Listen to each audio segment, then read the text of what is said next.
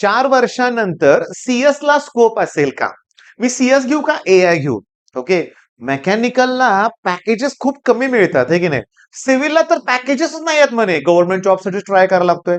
कसं असेल 4 वर्षानंतरचा लाईफ? मी सगळं सांगणार आहे. व्हिडिओ शेवटपर्यंत बघायचा. मी सांगू का? 4 वर्षानंतरचं जाऊ दे. हे 4 वर्ष पण एक्स्ट्रा ऑर्डिनरी असणार आहेत. होय. 11वी-12वी विसरून जावा तुम्ही आता लक्षात घ्या. आपल्याला बाउन्स बॅक करायचंय, कम बॅक करायचं लक्षात घ्या.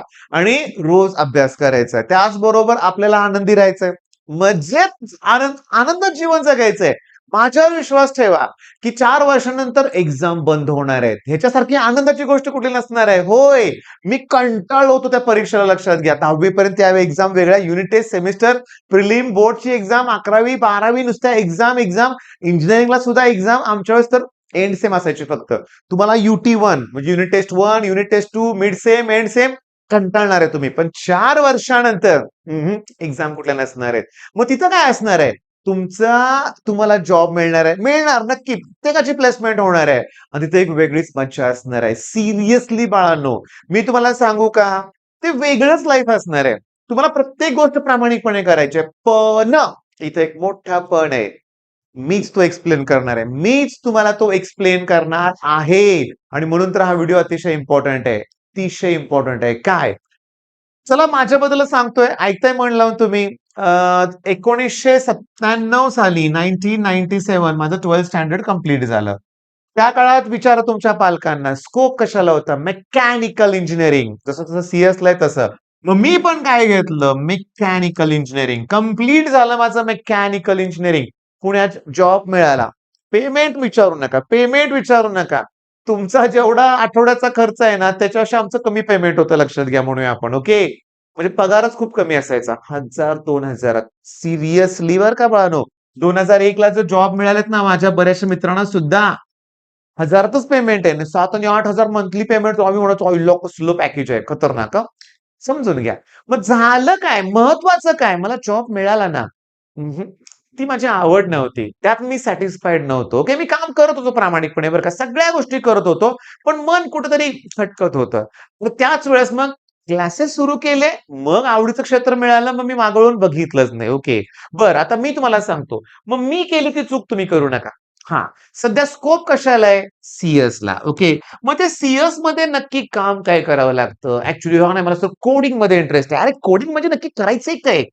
नक्की काय असतं ते? घ्या ना या जाणून या 1-2 महिन्यामध्ये. अजून आहे आपल्याकडे वेळ, की काय बघा काय नक्की करायचं काय असतं लक्षात घ्या. मी तुम्हाला सांगतो, माझ्याकडे बरीचशी अशी मुलं आहेत. आता चला एका मुलाचं नाव न घेता थोडंसं एक्सप्लेन करतो. परिस्थिती व्यवस्थित नाहीये. पार्ट टाईम जॉब करतोय. ओके. पण कुठलं जॉब करतोय? मेकॅनिक. ओके. स्कूटर असू दे, कुठलीही बाईक असू दे लक्षात घ्या, रिक्षा असू दे, त्याचं प्रत्येक इंजिनचं काम त्याला जमतंय. ओके. आवडतंय पण त्याला. मग घेऊया ना मेकॅनिकल किंवा ऑटोमोबाईल इंजिनिअरिंग.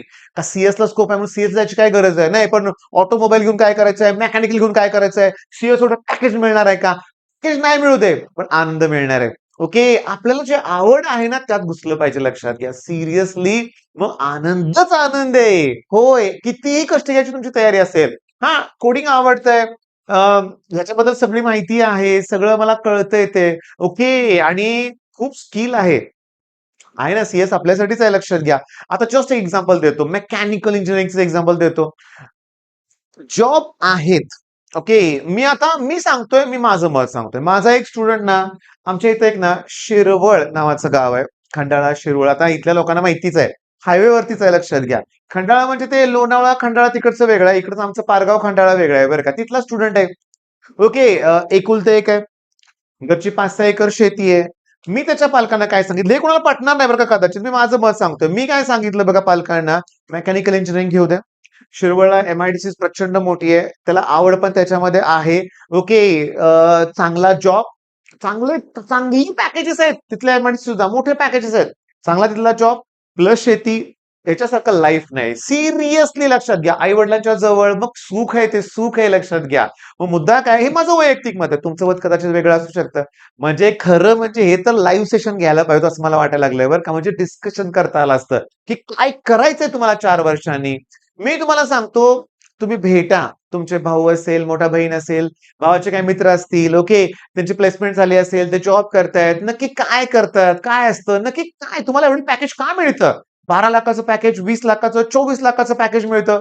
काय जॉब काय असतो नक्की? मग ते तुम्हाला आवडेल का करायला? याचा विचार करा ना तुम्ही. करा रे करा. तुम्ही काय माहितीये का?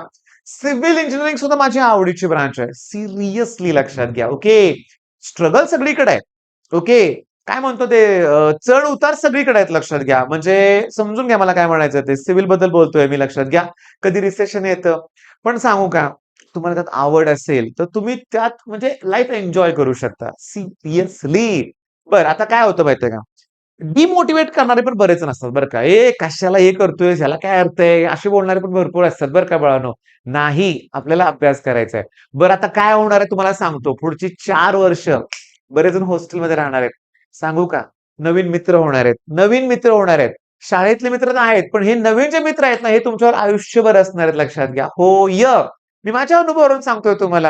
आता तर तुमचं ते WhatsApp आहे किंवा बऱ्याचशा गोष्टी आहेत. पहिलं तर आमच्यावेळेस फोन सुद्धा नव्हता. आमचं असं होतं 2001 ला आम्ही पास आउट झालो आणि 2012, 13, 14 नंतर ह्या गोष्टी सुरू झाल्या. नंतर आम्ही एकमेकांना भेटलो बरं का आणि मी तुम्हाला सांगतो, तुमच्या बाबतीत तर सांगतो, अ, मग सगळ्यांना पुण्यालाच जायचंय. सगळ्यांना पुण्यालाच जायचंय. बरोबर ना सांगा? बऱ्याच जणांचं कॉलेज तर पुणेच ठरलंय म्हणूया आपण. असू दे काही हरकत नाही. पण एक लक्षात घ्या, अभ्यास करा. ओके, एन्जॉय करा. बर्थडे सेलिब्रेशनच्या वेळेस तर मारामारी त्या गोष्टी ठरल्याच असतात, की एकमेकांना मारायचं, हे करायचं. त्या रेक्टरला त्रास द्यायचा, दरवाजे तोडायचे, विडायचे. सगळ्या ठिकाणी हेच चालतं लक्षात घ्या. किंवा लॉबीमध्ये फुटबॉल, क्रिकेट खेळायचं, रेक्टर आलं की पळून जायचं, लपून बसायचं. एन्जॉयमेंटच एन्जॉयमेंट आहे. अभ्यास पण आहे. हॉस्टेलमध्ये सगळ्यात जास्त अभ्यासाचं वातावरण असतं. डिटेल व्हिडिओ त्याच्यावर मी बनवण्याचं आहे लक्षात घ्या. मी हा व्हिडिओ का बनवतोय? काय हा तुमचा मी वेळ घेतोय? आनंदी राहायचंय. काही टेन्शन घेऊ नका. जे कॉलेज मिळतंय ते एक्सेप्ट करा. स्वीकारा ते कॉलेज. हां, रिपीट करायचं असेल तर खूप मन लावून विचार करून ते डिसिजन घ्या. ओके. त्यावेळेस एक दिवसही सुट्टी घ्यायची तयारी नाही पाहिजे तुमच्या लक्षात. काही झालं तर सुट्टी घ्यायची नाही, आजारी पडायचं नाही, काही नाही लक्षात घ्या. ओके. मग बघा चला, मी सांगितलेलं पटलं तुम्हाला सगळ्या गोष्टी?